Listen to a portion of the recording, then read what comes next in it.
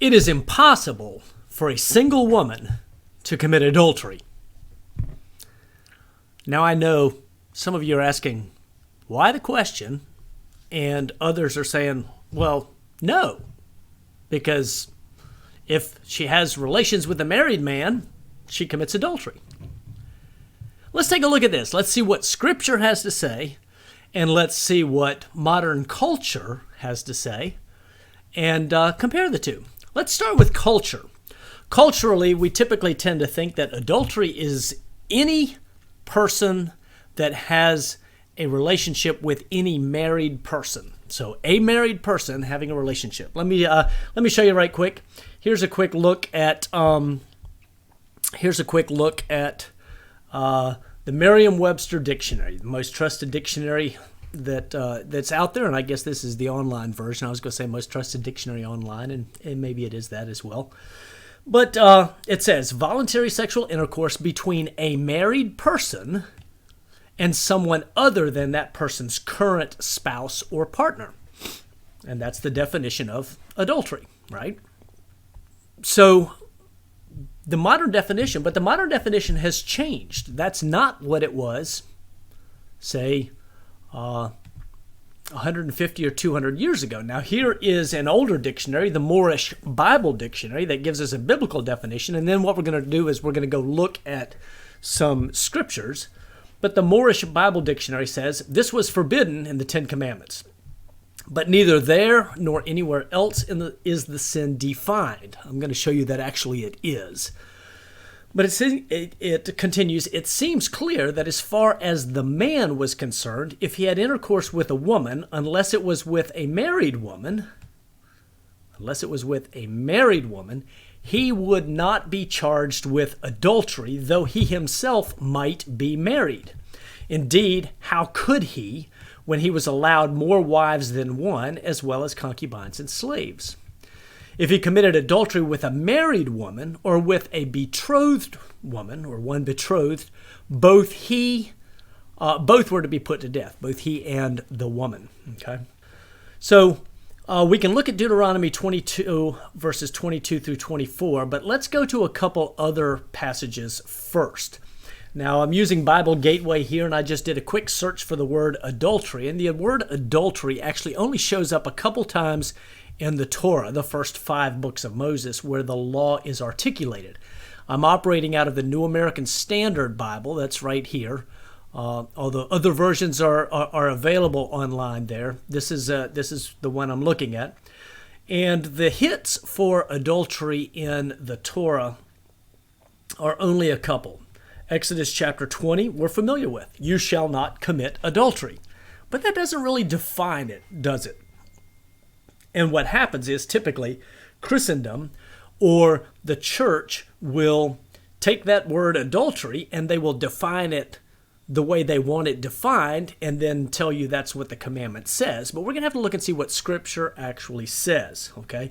Deuteronomy 5:8, a restating of the Ten Commandments, is the same way. You shall not commit adultery. But that doesn't tell us what adultery is. Leviticus 20, verse 10 does give us a definition, and it's confirmed in a couple other places, and we can confirm it with additional information in Scripture. It says, if there is a man who commits adultery with another man's wife, So we see here that committing adultery, at least according to this verse right here, is with another man's wife. It doesn't tell us what the marital status of the man is. It only tells us the marital status of the woman. It continues, one who commits adultery with his friend's wife. Again, we don't know the marital status of the man, but we know the marital status of the woman. Okay? She's married. She has a husband. The adulterer and the adulteress shall be put to death. Okay? If we go to Deuteronomy chapter 22, this is again confirmed looking at verse 22 in a larger section about sexual acts between a person and or between a man and a woman that is a virgin and not betrothed, or a woman who is married, or a woman who is betrothed, okay? So right here it says, if a man is found lying with a married woman, both of them shall die. The man who lays with the woman and the woman, you shall purge the evil from Israel. Here's the question. Does it give us the marital status of the man? No. Does it tell us anything about a single woman? No. It actually is very specific. Adultery always involves a married woman. The woman has a husband and she's having relations with a man that is not her husband. Doesn't matter what the marital status of the man is. But we started with the question, can a single woman commit adultery? And I said it is impossible, okay?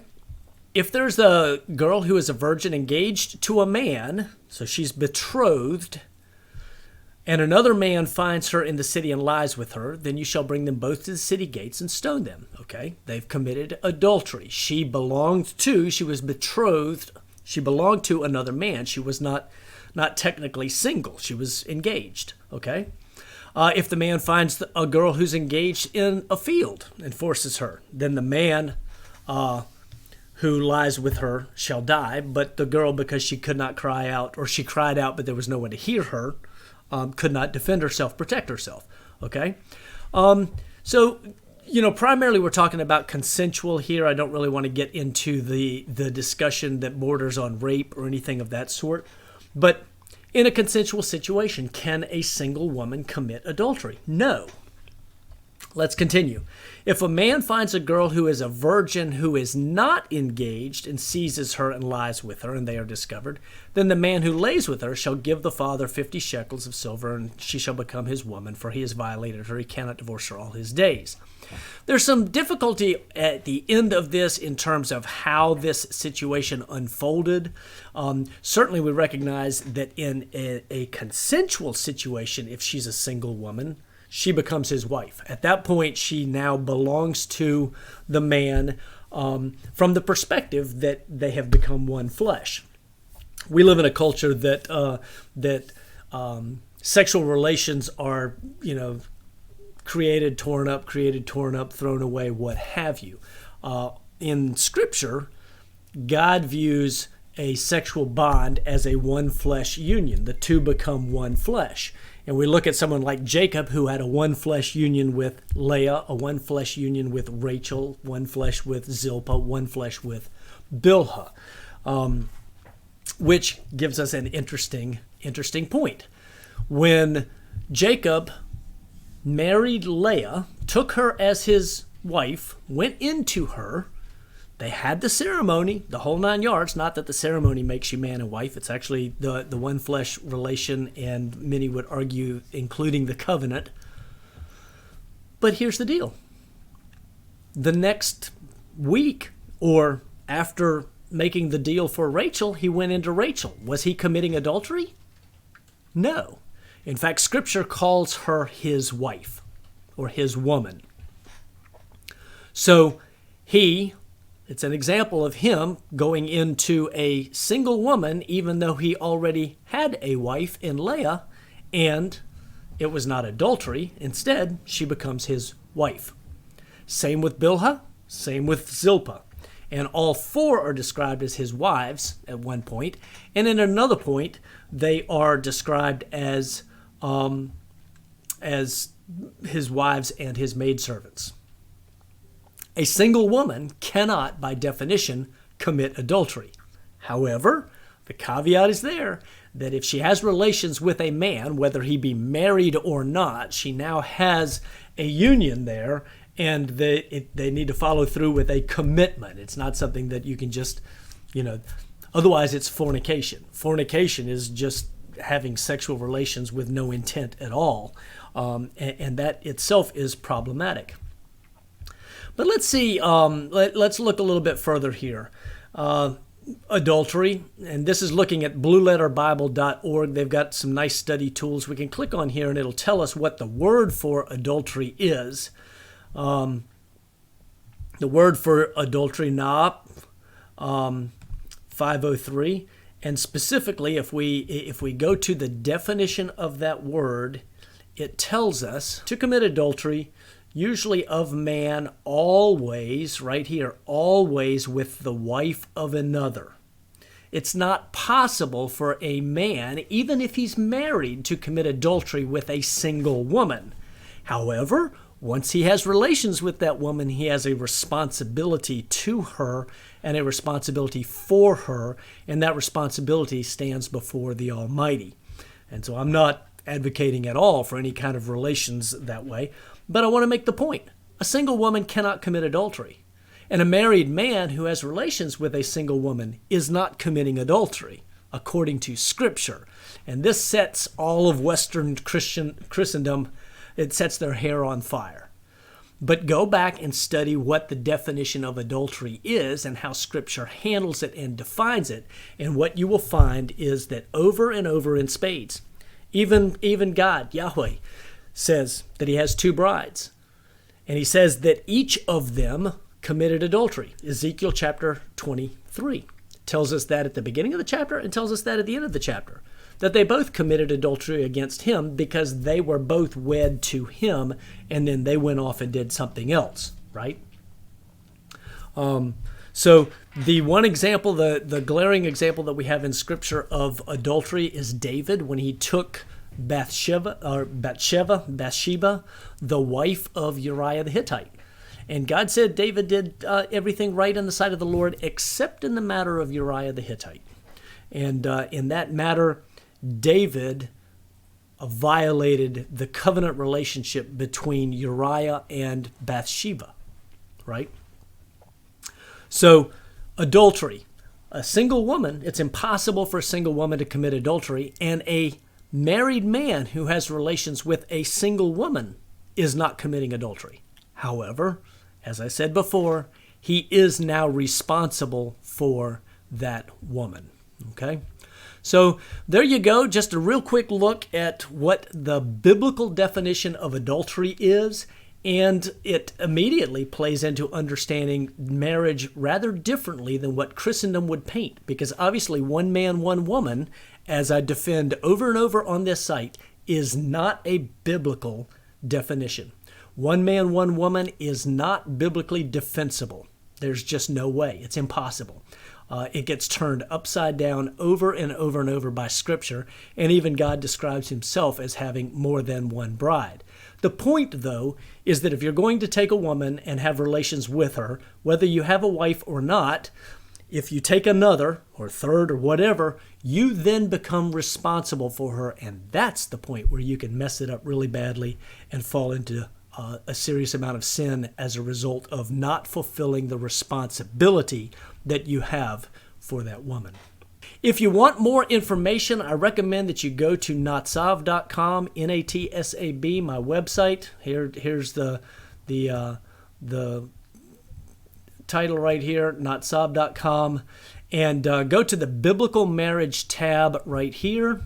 And on the Biblical Marriage page, you can scroll down, and there's a whole lot of information about what Scripture says about marriage, along with a couple articles at the beginning as I started on this journey of discovery. And then farther down, there are resources and other links to other articles and other information that demonstrates in spades that what Christendom calls marriage, one man, one woman, or monogamy, is not what Christendom calls that is not what Scripture says. Okay, a lot of fantastic books here with links to where you can find these books and be able to go. I don't make anything on any of these except for the one or two books that I've got on here. But over and over, you'll find in spades. You can get these off of Amazon.com. A few of them are at Patriarch Publishing House. And all of these different things, all of these different articles will give you lots of information. Some of them even written by pastors in other countries. This Daniel Ishun here from Africa, West Africa. So there you go. A quick look into what the biblical definition of adultery is. And I trust you'll dig deeper and see if you can find more information and learn about some of the other things that the church has told you falsehoods about. sometimes willfully, sometimes unintentionally, but the bottom line is you need to do your homework because you will stand before the Almighty and give account for what you believe. You will not have your pastor along to explain away why Scripture doesn't mean what Scripture says. For King and Kingdom, I bid you shalom.